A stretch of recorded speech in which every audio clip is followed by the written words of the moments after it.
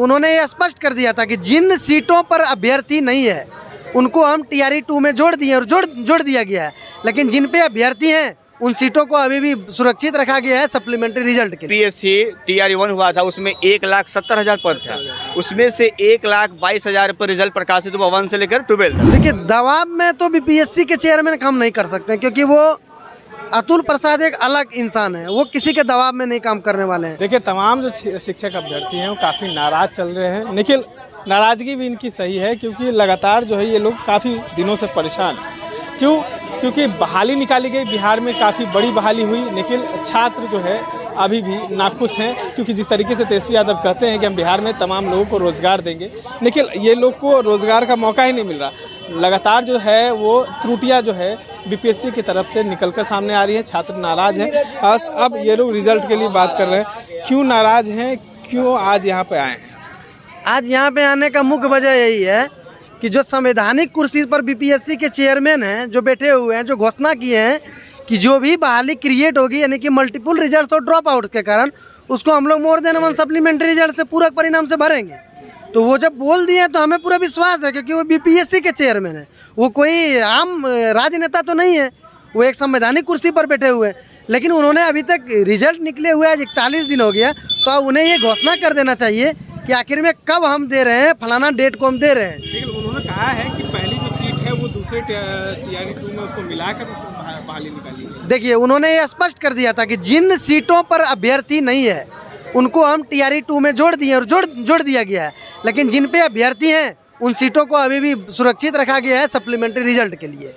इसमें हम लोग कन्फर्म। ऐसा क्यों करना चाह रहे हैं आयोग? क्यों आप लोग को लगातार जो है शिक्षा विभाग हो या शिक्षक बहाली में ऐसे परेशान क्यों किया जा रहा है? देखिए, परेशानी का क्या, आखिर में सबसे निरीह प्राणी हम लोग शिक्षक अभ्यर्थी हैं, इसीलिए कहीं ना कहीं हम लोग को इतना परेशान किया जा रहा है।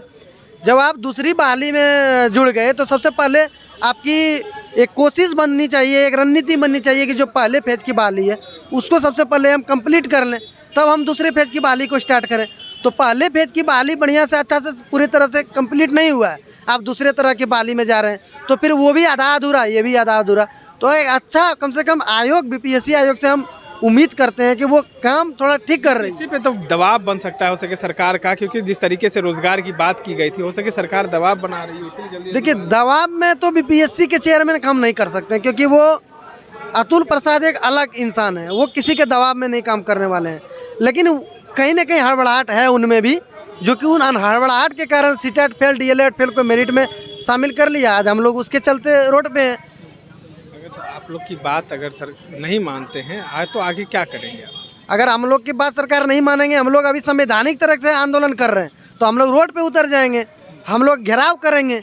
उसके बाद भी अगर सरकार नहीं मानेगी तो हम लोग फिर आखिरी कोर्ट का रास्ता देखेंगे, दूसरा कोई विकल्प नहीं। लगातार जो छात्र हैं परेशान हैं, कई अधिकारी भी हैं, वो कह रहे हैं न, हम बात करेंगे जिस तरीके से तेजस्वी यादव पढ़ाई, दवाई और बेरोजगारी की मिटाने वाली सरकार की, रोजगार की सरकार की बात करते हैं, आप लोग को लगातार परेशान किया जा रहा है। देखिए, बिहार सरकार वाकई बेहतर काम कर रही है, उसमें कोई दो राय नहीं है। और उस वक्त जब पूरे राज्य जो एक तरफ जो कह सकते हैं नौकरी से वंचित है, वहाँ बिहार सिर्फ अपने राज्य नहीं बल्कि अन्य राज्य को दे रही है।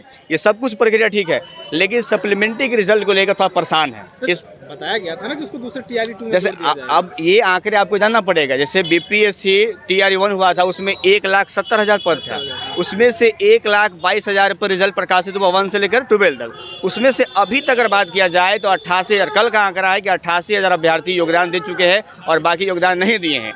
कल के बाद जो हुआ है कि डेट 30 तक लास्ट डेट था, यानी तब तक आपको ज्वाइन कर लेना है, लेकिन अब ये 33-7 तक बढ़ गई है। अब सवाल ये आता है कि जो सप्लीमेंट्री की बात कही गई थी, क्योंकि ये सप्लीमेंट्री के बाद कोई नेता नहीं बल्कि BPSC आयोग ने कहा, आयोग के चेयरमैन श्री ने कहा था कि हम इस रिक्ति को, क्योंकि ये पता है कि सप्लीमेंट्री रिजल्ट आएगा ही, उसकी वजह यह है कि बहुत सारे ऐसे भी अभ्यर्थी चयन हो गया जो योग्य नहीं रख रहे थे, क्योंकि अपेयरिंग को मौका दिया गया था, वो सफल नहीं हुए, लेकिन उनका परिणाम जारी किया गया। अब उस वक्त जब DB हुआ या अभी प्रक्रिया में हुआ, वहाँ छट रहे हैं, तो ऐसे में जो रिक्त उत्पन्न हो रहे हैं उस रिक्त पर सप्लीमेंट्री रिजल्ट चाहिए, ताकि जो 1 नंबर 2 नंबर जो बच्चे अभ्यर्थी छूटे हुए हैं उनका भला हो सके। और ये आने का संभावना बिल्कुल प्रबल है, लेकिन अब देर इसमें ज़्यादा हो गया। बच्चे जो उम्मीदें कर रहे थे उससे ज़्यादा समय विलम्ब हो गया। तो हम चाहते हैं कि इस पर बीपीएससी जल्द ही जारी करे ताकि बच्चों का कल्याण हो सके। ये रोड पर ना हो करके विद्यालय में अध्यापन का कार्य करें। उसके बाद स्टेट पर बात करें, स्टेट में सीएस की अगर बात करें, कंप्यूटर साइंस में ऐसे बहुत सारे अभ्यर्थी हैं 2023 का डॉक्यूमेंट लगा दिए थे, लेकिन शिक्षा विभाग भी अच्छी कार्य कर रही है, वो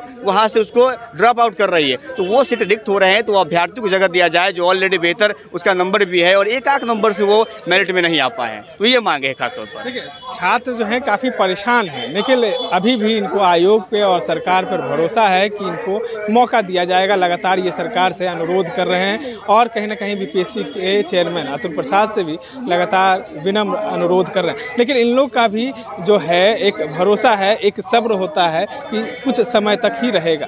अगर उसके बाद सरकार इनकी बातें नहीं सुनती हैं तो फिर ये कोर्ट का दरवाजा खटखटाने पे मजबूर हो जाएंगे। इस तरह के तमाम अपडेट्स के लिए बने रहें द एसडी न्यूज़ के साथ।